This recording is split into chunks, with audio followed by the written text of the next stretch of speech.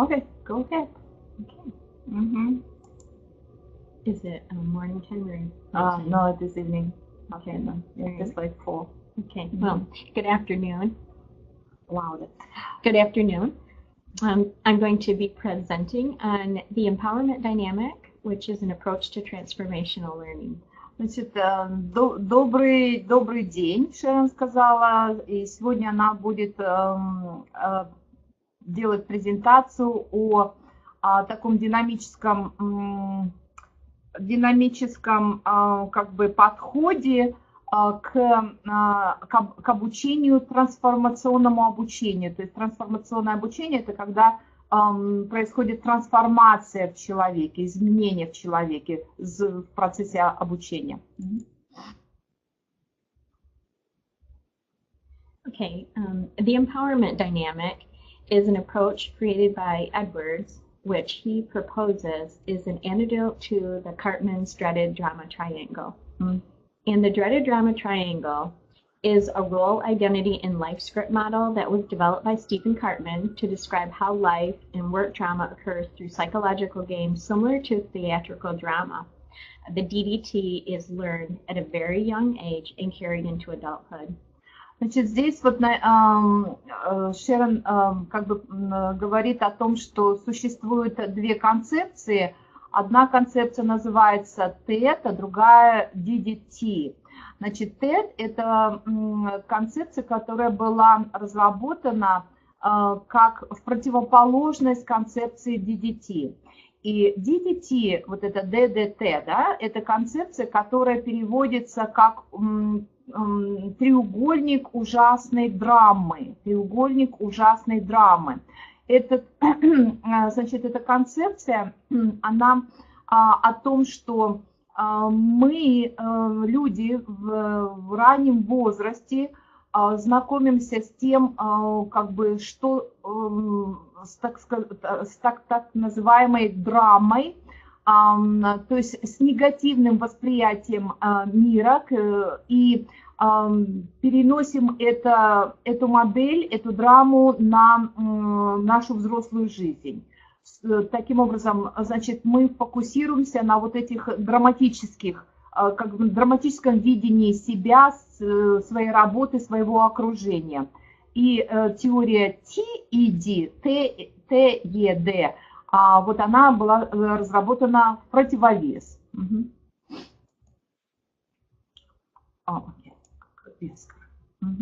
Okay. Fairy tales such as Little Red Riding Hood and Cinderella are well-known stories filled with drama. Cartman explains fairy tales help inculcate the norms of society into young minds consciously, but subconsciously may provide an attractive stereotype number of roles, locations, and timetables for an errant life script. At an early age, children invent and adapt fairy tales and dramatic stories to make sense of the world and form their frame of reference, which, according to Lodge, influences their life course and choice of life script characters.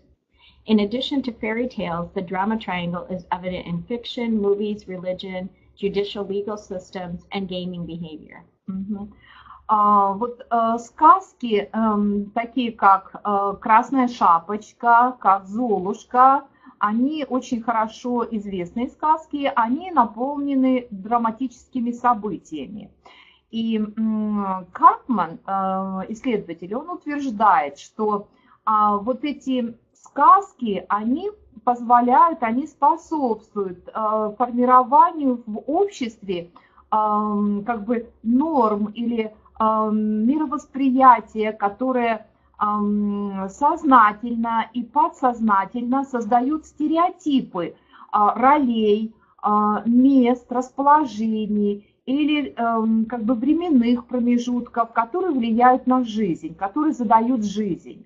И с раннего возраста дети, значит, они смотрят, слушают эти драматические истории. Мы все любим смотреть всякую драму и всякие страшилки. И, значит, и вот эти драматические истории, о чем мы практически не задумываемся, они, как говорит исследователь Лодж, они влияют на формирование нашей собственной жизни. И помимо этих детских историй, мы видим как бы эту концепцию, эти драмы в художественных фильмах, в религии, в системе криминальной, юридической, криминальной системе, в системе там, политической, в играх. То есть наша жизнь наполнена драмой.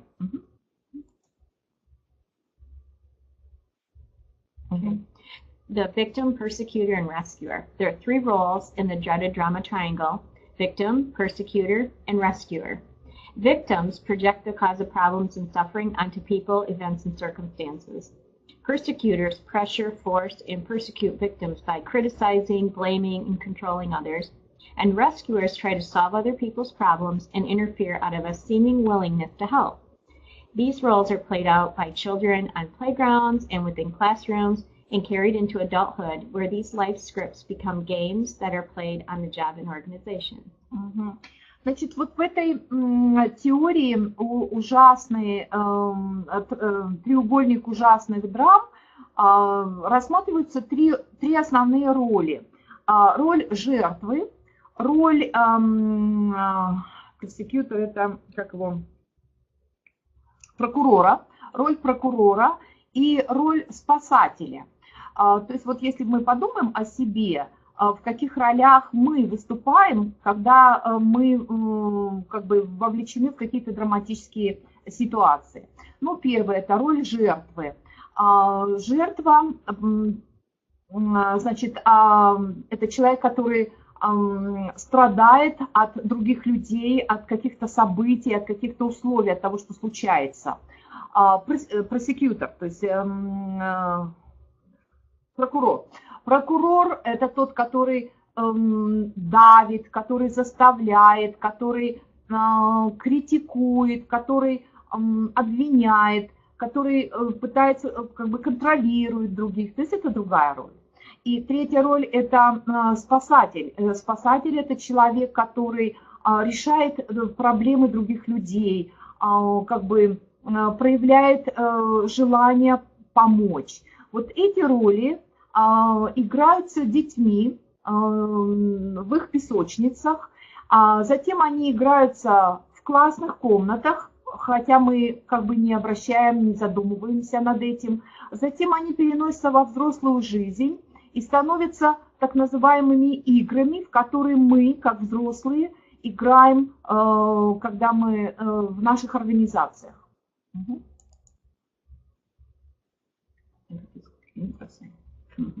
The drama triangle can be revealed when people externalize the cause of problems and transfer the cause of anything happening in their life onto external events, other people, or circumstances. And even though there are three roles, it doesn't take three different people to play the game. In any dyad, each party is playing all three roles at different times and in different situations. These roles can be adopted by people in small groups or large organizations such as family, friendship groups, and work units, where members are interconnected and interdependent people. And for example, if the boss, the employees complain about the boss, and the boss is trying to do the best that he or she can, and then the boss finds out that the employees have been complaining, the boss is the persecutor to the employees, but then the boss feels a victim to the employees because now, he's being targeted by the employees. So you can see how quickly a person can switch from one role to another and play more than one role at a time. Значит, что показывает эта концепция, этот треугольник драмы? Он показывает, что в разных жизненных ситуациях люди играют разные роли. Вот как, значит, сказал один из исследователей, он говорит, что в любой паре, в любом, как бы среди двух людей, каждый человек играет все эти три роли в разное время, в разных ситуациях.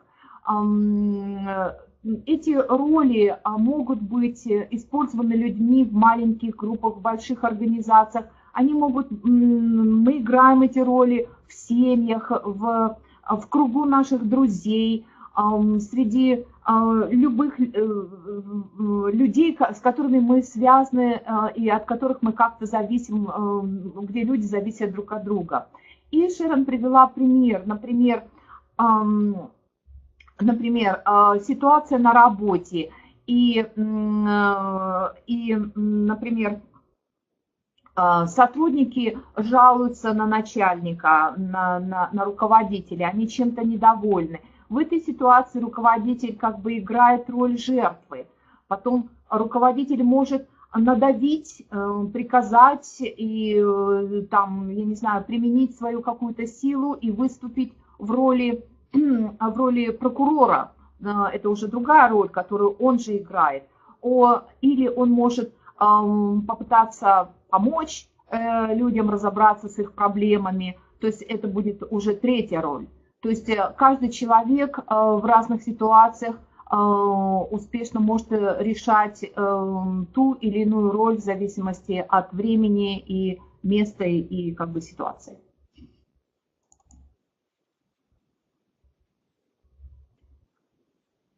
So people sometimes, they cycle unconsciously through the role of persecutor, victim, and rescuer when encountering interpersonal or interpersonal conflict, or when they're not authentic and they're communicating their thoughts or feelings or needs. And there's a fluid dynamic between all three positions in the drama triangle so that we can flip from one position to another, pushing or being pushed by others in the game. So once the employees, they complain. Let me translate this and then you will go to the example because I will forget. Значит, еще немного о ролях. Значит, вот исследователи Герлок и Макбрайт, они говорят о том, что люди как бы могут зацикливаться и часто или иногда несознательно они могут выполнять какую-то роль там этого prosecutor, again, I forgot, прокурора, жертвы или спасателя. И в зависимости от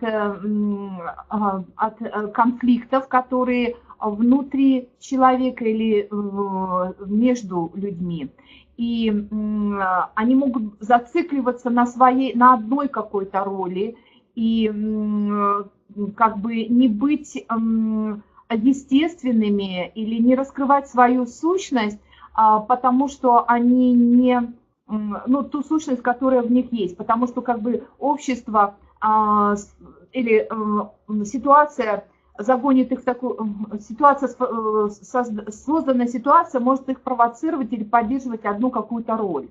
И другой исследователь говорит о том, что значит, три роли могут сменять одна другую в зависимости от того, как люди толкают друг друга, как люди как бы влияют друг на друга. То есть мы можем менять наши роли в зависимости от тех ожиданий, которые имеют люди вокруг нас. То есть эти ожидания толкают нас на определенный вид поведения в зависимости как бы, то есть мы не естественным образом делаем то, что мы должны были бы делать, но мы делаем это, потому что другие люди влияют на нас. Example. I'm sorry. When we are playing in the dreaded drama triangle, the person could switch from role to role quickly and without knowing it. And if we go back to the example with the boss, let's say the employees are complaining about the boss, and so the employees go to the boss's boss and complain. And so now they're presenting themselves as the victims to the boss. The boss is the persecutor, causing trouble in their life. Now the boss gets a talking to by his boss. And now the boss is feeling persecuted by the employees. So now the boss, who was the persecutor, is now the victim. And when the employee is basically telling on the boss, that person is trying to rescue everybody.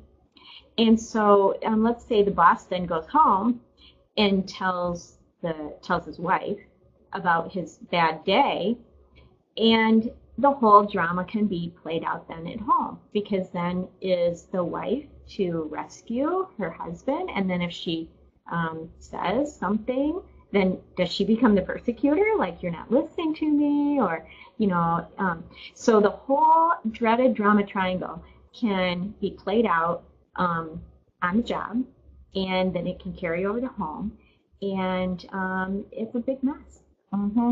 Значит, пример, как бы немного о том, как, ну вот, например,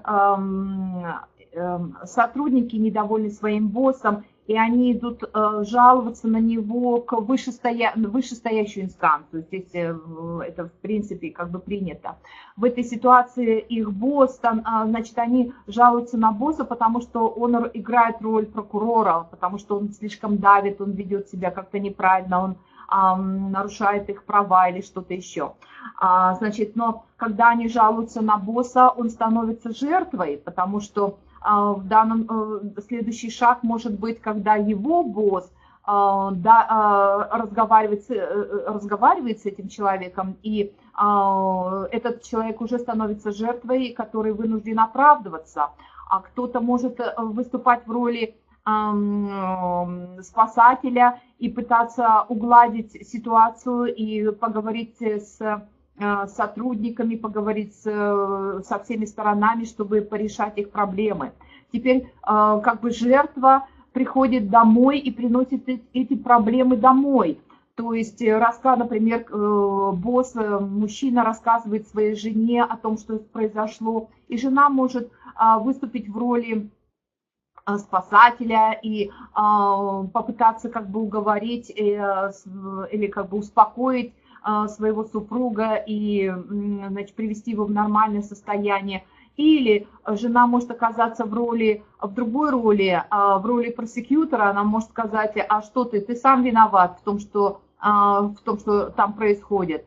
То есть создается какая-то такая цепочка, цепная реакция, и вот эта драма, которая играется в одном месте, она, значит, расходится кругами по воде и охватывает большое количество людей, и создается такая, как бы, такое месиво из драмы.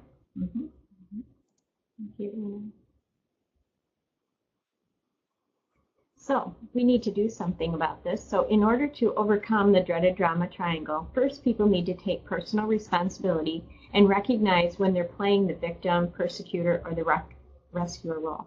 People need to take authorship and ownership of their life story and change their frame of reference. Да, значит, ответственность, наша ответственность взрослых людей для того, чтобы понимать, что мы должны как-то преодолеть вот этот треугольник ужасных драм, мы должны прежде всего знать об этих ролях, об этой ситуации, о том, что эти драмы есть части нашей жизни, которые препятствуют тому, чтобы мы развивались, чтобы мы нормально жили, функционировали. Поэтому мы должны научиться распознавать ситуации, в которых мы играем роль жертвы, прокурора или спасателя, и для того, чтобы мы понимали, что это не должно, эти роли не должны как бы создавать, как бы диктовать нам то, как наша жизнь должна идти. The empowerment dynamic was proposed by Emerald, and the empowerment dynamic has 3 roles: creator, challenger, and coach. And this is proposed to be the antidote for the dreaded drama triangle, which is victim, persecutor, and rescuer. So Emerald explains the creator is the antidote for victim, challenger is the antidote for persecutor role, and the coach is the antidote for the rescuer.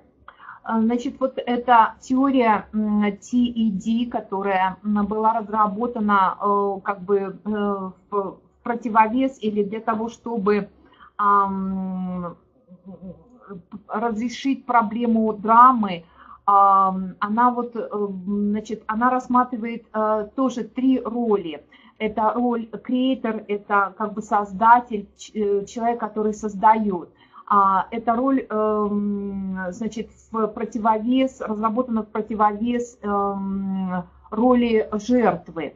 Challenge это вызов по-русски, то есть человек, который как бы, ну, рассматривает проблему как вызов для того, чтобы ее решать, не для того, чтобы ее кого-то критиковать и давить, и заставлять, а для того, чтобы решать проблему. Вот это челленджер. Она, значит, в противовес была разработана, как бы увидена и разработана или предложена в противовес роли прокурора. И коуч это ну, как тренер, значит, эта роль предлагается в противовес роли спасателя.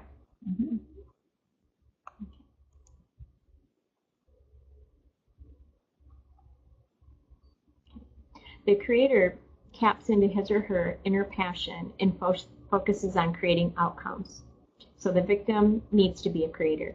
The creator takes intentional action, and Edward refers to these small actions as taking baby steps toward a goal. The creator is the opposite of being a victim. The victim is helpless and fearful and believes someone or something caused his problems, of which he can do nothing about. The creator believes it is possible to choose responses rather than to reacting to circumstances. Значит, креатор, как уже сказали, это противоположность жертвы. Жертва это такое беспомощное, это наполненное страхом, как бы это человек, который беспомощный, наполнен страхом, и человек, который верит в то, что кто-то или что-то создало проблемы, в которых этот человек не может сделать ничего. То есть это позиция жертвы. В противоположность этому, эту роль надо увидеть как роль креатора, как роль создателя, как человека, который по-другому реагирует на создавшуюся ситуацию и на людей, которые вовлечены, что он выбирает те правильные как бы реакции, он понимает, что это нормальная ситуация жизненная, но он меняет как бы свой фокус с жертвы на создателя. Он видит, каким образом нужно правильно отреагировать на ситуацию и пусть сделать какие-то небольшие, но шаги по разрешению ситуации.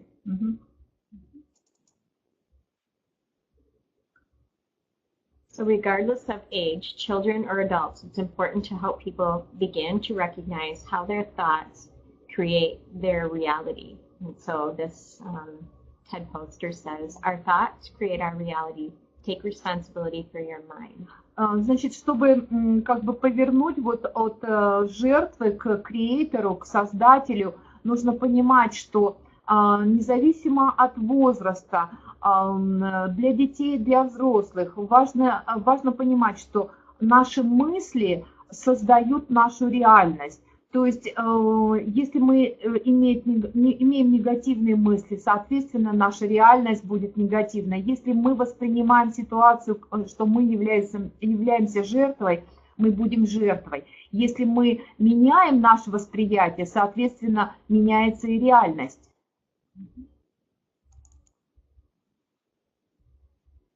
The challenger is the antidote to being a persecutor, and the persecutor criticizes, blames, or controls. The challenger encourages learning and growth. So the challenger holds the creator accountable, encourages learning from experience, and taking action toward planned next steps. So when the employees complain about the boss, to be a challenger would be, instead of criticizing and blaming and controlling, the challenger might ask some questions, might encourage that person to learn from experience and say, well, what were you trying to do with these employees? And help the boss learn from the experience and take improved action. Communication with the boss. So, значит, challenger, тот человек, который рассматривает ситуацию как вызов, значит, противоположности прокурору. То есть, если прокурор – это человек, который толкает, контролирует, критикует людей, то челленджер должен видеть ситуацию как урок, из которого можно что-то получить, извлечь и вырасти. То есть челленджер – это человек, который не пойдет жаловаться, не идет просто жаловаться, а попытается поговорить с другим человеком, против которого он имеет какие-то проблемы, и для того, чтобы разобрать ситуацию, увидеть и запланировать какие-то следующие шаги и действия для того, чтобы исправить эту ситуацию. The challenger encourages growth, and even in the midst of obstacles or uncertain circumstances. And it's been said, you may not be able to stop the waves, but you can learn to serve. The challenger will tell you it takes practice to learn new behavior. Значит, требуется время и усилия для того, чтобы поменять свое поведение, поменять свое собственное привычную форму реакции на то, что случается с нами. И это роль челленджера, роль человека, который ставит эту задачу на то, что ведь мы все знаем, что это очень просто критиковать кого-то, потому что они виноваты, они плохие. Это как бы успокаивает тебя, потому что ты хороший. А вместо того, чтобы подумать, разработать, предложить план каких-то действий для того, чтобы изменить ситуацию.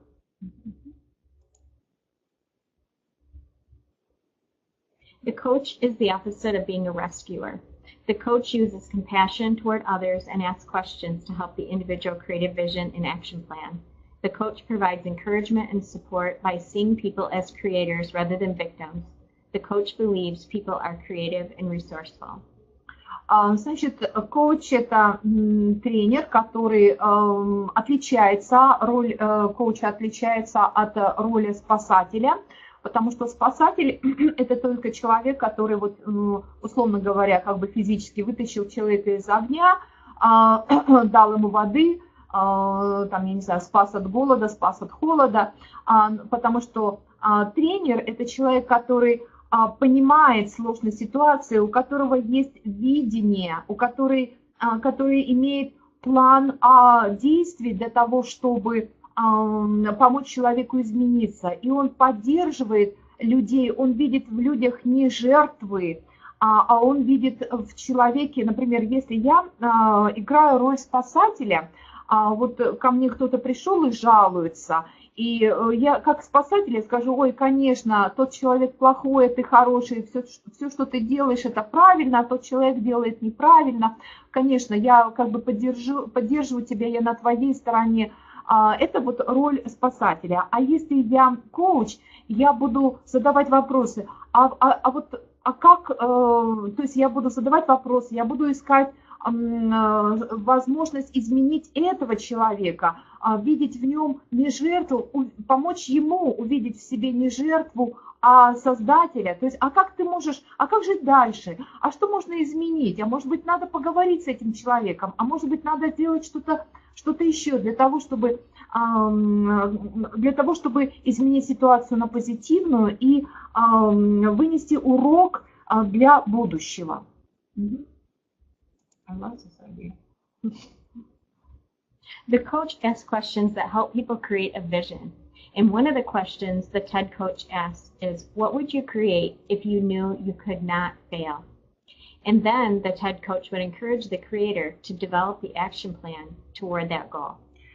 Ну, здесь вот как раз то, что я уже немножко коснулась, о том, что тренер, коуч, он будет задавать вопросы. А как бы ты поступил в этой ситуации, если бы вот она, как бы, если бы пришлось еще раз повторить эту ситуацию? Может быть, ты бы поступил иначе, и результат был, и реакция была бы другая. То есть как ты поступишь в следующий раз, если будешь в аналогичной ситуации, какова будет реакция, как лучше поступить для того, чтобы изменить как бы в сторону позитива и достичь необходимую цель.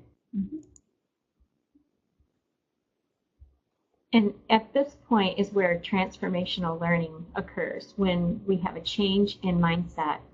When we adopt the empowerment dynamic as an antidote to the dreaded drama triangle, you change your mindset, which is transformational learning.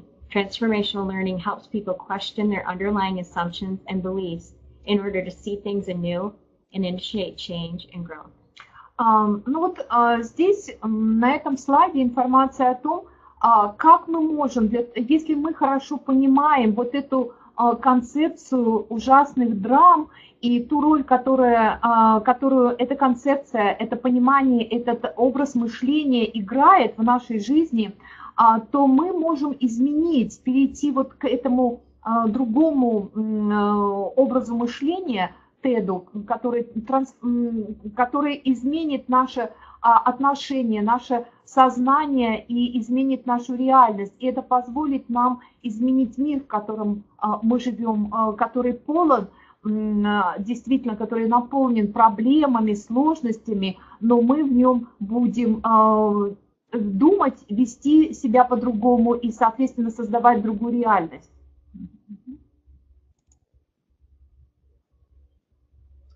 So for educators, whether the students are children or whether they're in adulthood, educators need to encourage people to learn and change. And then they're going to be more likely to develop openness and willingness to be not only lifelong learners, but transformational lifelong learners. In order to do this, educators themselves must learn to move from the DDT to the TED approach in their own lives, and then encourage others to do likewise, because students see us as persecutors. And so we, if we recognize that, that's the first step. It's believed that by helping people follow the empowerment dynamic, the TED approach, there will be improved relationships and improved transformational lifelong learning.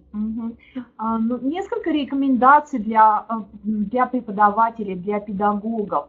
То есть мы, как педагоги, должны понимать, что дети или взрослые, любые люди, они как бы сталкиваются вот с этой концепцией драмы или с этим сознанием, наполненным драмой. И поэтому мы, как педагоги, должны помогать людям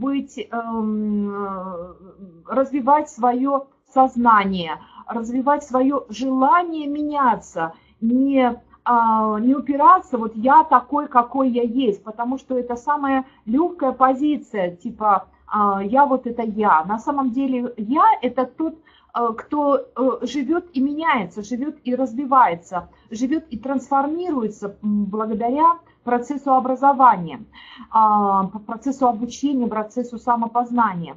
И, конечно же, для того, чтобы быть эффективными педагогами, мы должны сами, прежде всего преподаватели, педагоги, научиться распознаванию этих, того, как драма играет, какую роль драма играет в нашей жизни и какие роли, в каких ситуациях мы играем для того, чтобы изменить и перейти, трансформироваться, как бы перейти к новым ролям. И также мы должны содействовать или способствовать тому, чтобы другие люди вокруг нас тоже понимали, ценили и видели вот эту трансформацию.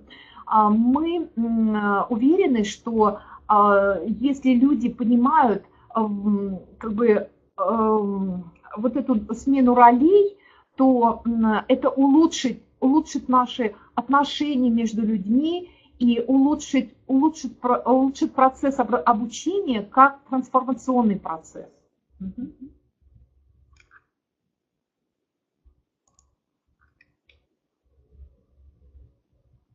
So the impact of transformational learning can be very substantial. And for example, I found a Facebook post on December 2nd that was from an executive leadership team to human resource and coaches. And this was something that there was a post on their website. The TED work has changed who I am as a leader, and more importantly, has made an even more powerful impact on my personal relationships at home and with myself. Шерон нашла вот как бы исследуя материалы по TED, по трансформационному, по такому процессу трансформирования ролей, она нашла такое высказывание на одной странице Фейсбука, где значит, руководитель высокого уровня написал, что работа в этом направлении, работа по смену ролей изменила меня, изменила то, кем я есть как лидер и как сотрудник. И более важно, что она изменила мои отношения с людьми, даже дома, и мое отношение к самому себе. То есть это вот о том, насколько было важно в жизни этого человека понимание и использование вот этой концепции. And Emerald argues, if you do what's easy, your life will be hard. And if you do what's hard, your life will be easy. And that is a challenge for all of us, because sometimes we want to take the easy. It's easy to just fall into the dreaded drama triangle. It's easy to just be the victim and say, oh, these students, or, you know, my teacher, this university. But if you do what's easy, your life will be hard. And if you do what's hard, your life will be easy. Значит, значит, один из исследователей говорит, что если ты делаешь то, что легко, твоя жизнь будет трудной. И если ты делаешь то, что трудно, твоя жизнь будет намного легче. И это правда, ведь это очень легко жить вот в этом как бы мире, наполненном драмой, потому что легко играть роли, традиционные роли жертвы, обвинителя, прокурора или спасателя, потому что это так привычно, это как бы этим наполнена наша вся жизнь, этим наполнены экраны, этим наполнена художественная литература, политика и так далее.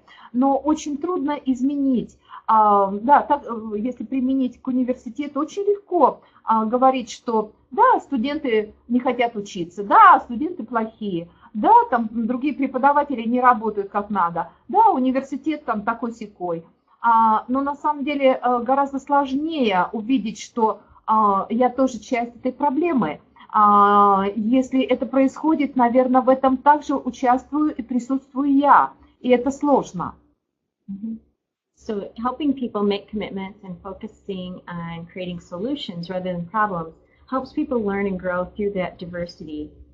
And being disciplined and learning to face adversity and then learning from those challenges hold the power for transformational life changes.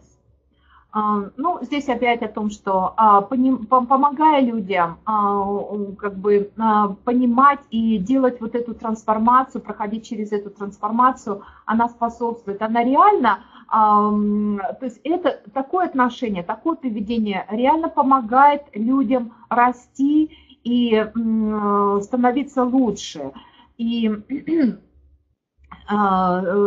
больше приносит как бы изменений, трансформационных изменений в жизнь в целом. То есть это сложно, но это очень и очень важно. Yeah. And for us in the United States, with the holidays coming up, we all need to avoid the dreaded drama triangle with our families, and everybody's getting together, and we can just fall right back into old roles of being child and parent and, you know, sibling rivalry and all of that. And if we can remember that every person is a creator and we can do hard things and we can make commitments, and okay, some things didn't work, we tried again. And then once we recognize that and we believe that we can be a creator and others are creator, then we can help by challenging and coaching people And in that, together, the community is engaged in lifelong learning. Yeah, cool. Сейчас вот мы здесь в Америке приближается Крисмас, Рождество, и это один из самых больших праздников в Соединенных Штатах, когда собираются семьи, когда люди съезжаются, празднуют, открывают подарки, дарят подарки. И это замечательная возможность для нас здесь забыть о тех как бы несогласиях, разногласиях в семьях, среди друзей, как бы уйти от роли жертвы, прокурора или просто спасателя, подумать о том, что мы создатели того мира, в котором мы живем, мы создатели тех отношений, которые у нас есть и которые у нас будут. Мы создатели, и мы должны как бы делать какие-то шаги для того, чтобы создавать и менять этот мир. И если у нас ничего сегодня не получилось, это не значит, что надо остановиться и бросить. Это значит, что надо пробовать учиться на тех ошибках, которые мы допускаем, потому что это нормально, и идти дальше для того, чтобы делать этот мир лучше и помогать людям менять их жизнь тоже, менять их роли, менять их жизнь соответственно, создавать ту реальность, которая создается в наших мыслях. Yeah, I love it. Yeah. Thank you so much for listening and your open-mindedness to the empowerment dynamic. Спасибо большое за ваше участие в этом мероприятии, в то, что вы нас слушали, и за вашу открытость, готовность, желание познакомиться с новыми концепциями, с теми концепциями, подходами, которыми мы с вами поделились. Спасибо большое. Мы будем рады ответить на ваши вопросы. Николай Михайлович, мы ничего не видим, вопросов мы не видим, поэтому, пожалуйста, озвучьте, если что-то есть. Да, спасибо большое, коллеги. Совершенно для меня захватывающий рассказ. Шерон для меня каждый раз открытие, какие-то такие очень технологичные, интересные вещи рассказывает, которые, откровенно говоря, вот мне хочется просто буквально бежать и применять.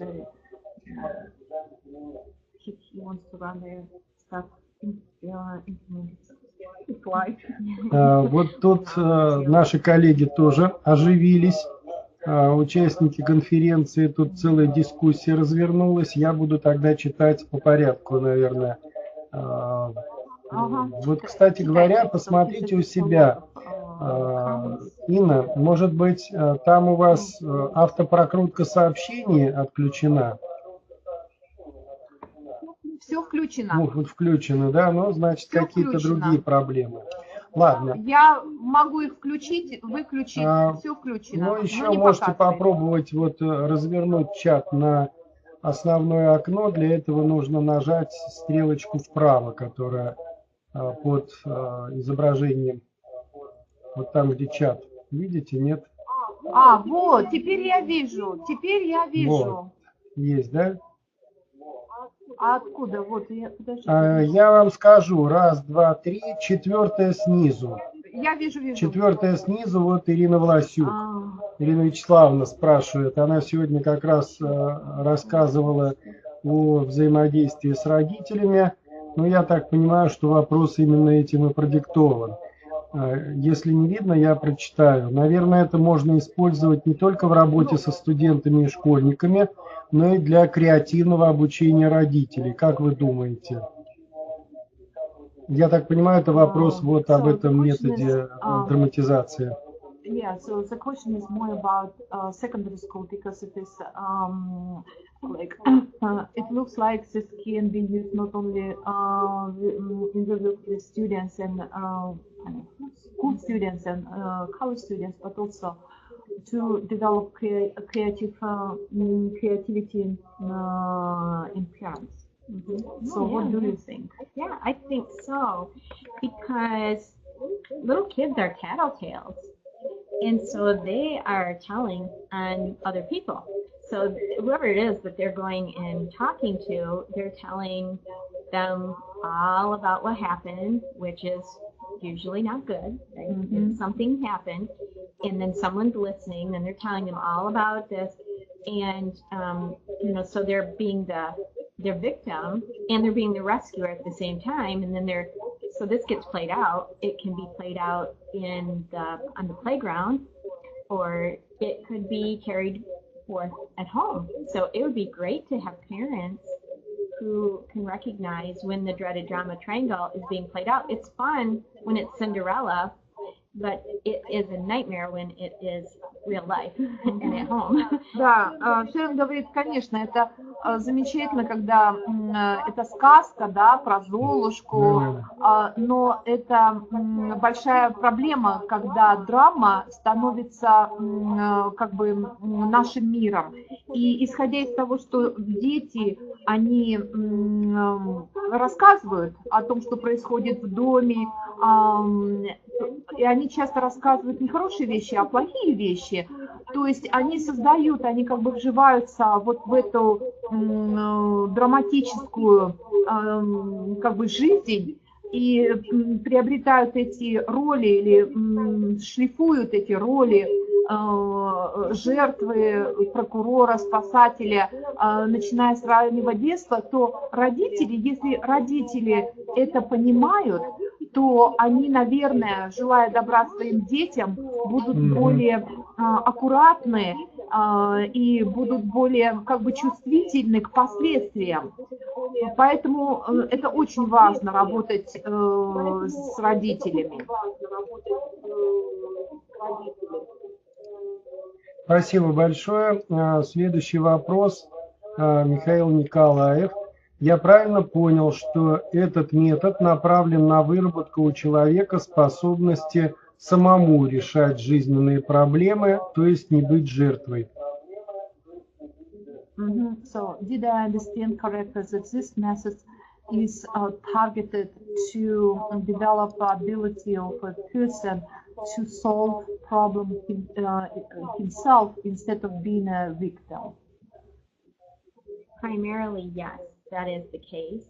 And if you happen to be the parent, the teacher, or the boss, and you have a team of people, then you can also recognize when you're getting pulled into that kind of drama triangle. So instead of playing the role of the rescuer, that you focus on the person as being a creator, and then challenge and coach them so that everybody gets away from the trauma triangle and everybody acts like a creator. Да, конечно же, прежде всего помоги сам себе, но в то же время, если как бы рассматривать там, вас, нас, например, меня, как человека, который живет в окружении других людей, и которого мои друзья, члены семьи, или коллеги на работе, или студенты вовлекают в какие-то ситуации, где я должна играть роль спасателя, то есть кого-то пожалеть, кого-то там осудить, спасателя или прокурора, и то есть я продолжаю играть эту роль для них, то это непродуктивно. Мы сохраняем, как бы мы идем, мы зациклены, мы сохраняем прежние роли. А если я выступаю в роли тренера и помогаю каждому человеку понять, что он сам создает свою реальность и способен вытащить себя из этой ситуации, способен выйти из этой ситуации, способен развить себя и способен решить эту ситуацию таким образом, что, чтобы быть не жертвой, а получить урок какой-то, развить новые качества и подготовить себя к будущим таким вызовам, к будущим проблемным ситуациям, которые реальные, потому что это реальность. Ну, кстати, от себя добавлю, вот мне кажется, еще чем хорош этот метод, тем, что он учит или развивает способность принимать помощь от других людей, потому что в криминальной психологии известны неоднократные случаи, когда спасенный убивал даже своего спасителя, потому что он не может нести на себе бремя ответственности за то, что тот его спас. То есть человек не может принять помощь от другого человека, потому что он себя чувствует слишком обязанным за это.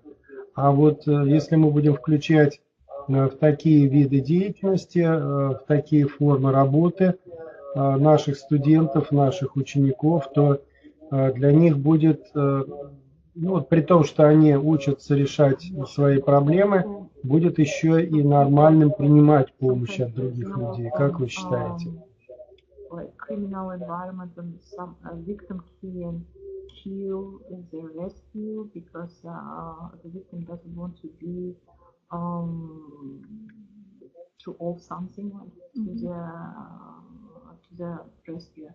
So in this situation, when it is not a rescue, but it is a coach, so it is another type of relationship, and victim can react differently. So. Хорошо, спасибо. Мы это самое я перевела. Что еще? Спасибо. И следующий вопрос от Светланы Сусаевой. Все ли студенты, на ваш взгляд, готовы к подобному методу обучения? Как быть с застенчивыми людьми, с неуверенными в себе? Как вы думаете? So, do you think that all students are ready for this transformation of the roles, or how to be with those people who are shy, who are not confident? What do you think about that? Well, I don't think most people are ready to give up eagerly because it's so ingrained right from fairy tales that that we can be rescued and we can be saved. And so I do think that it's more challenging to encourage people along. And sometimes people they really do need to complain. They need to get something off their chest. And then the goal would be to help them to move forward. And then the other part was what? It is about like shy people and those people who are not self-confident. But I think we need to develop this in ourselves. We need to transform ourselves first. Because this is not methodology that you come to class and teach other people, right? Theoretical. It is not theoretical. It is more like action type of behavioral. Yeah. For a shy person, it's going to be hard for them to open up and to feel safe enough.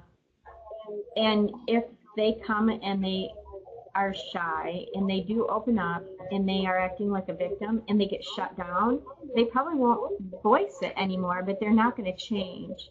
So part of that being a challenger and coach is to not criticize or complain or judge somebody for the way that they're presenting information, and I think it's incredibly difficult to do. And so we almost have to let people be where they are, but then encourage them to see if they can, not tell them what you're telling me got wrong, but to just ask them the questions that will help them come to see it differently. And it takes time. It takes incredible respect. Right. And also it is not necessary to expect that they would reply to you verbally, right? They may, but if you plant the seed, they will, process this information. So, значит, конечно, это, во-первых, это не тот метод, что вот мы пришли в класс, да, и так вот все студентам объяснили, то есть мы все, вчера мы были все жертвами, сегодня мы стали креаторами, вчера мы были просекьюторами, сегодня мы стали челленджерами и так далее. То есть, конечно, это не так. Если мы каждый подумает о себе, что вот какие мы роли играем. Если я, например, подумаю о себе, да, то я, конечно, я вижу, что где я перегибаю палку, где я там играю роль просекьютора, этого прокурора, так сказать, потому что по натуре, типа, я очень, такая, склонная к прямолинейности. Соответственно, самое главное это изменить в себе, самое главное понять для себя, какую роль, распознать, какую роль ты играешь в какой ситуации.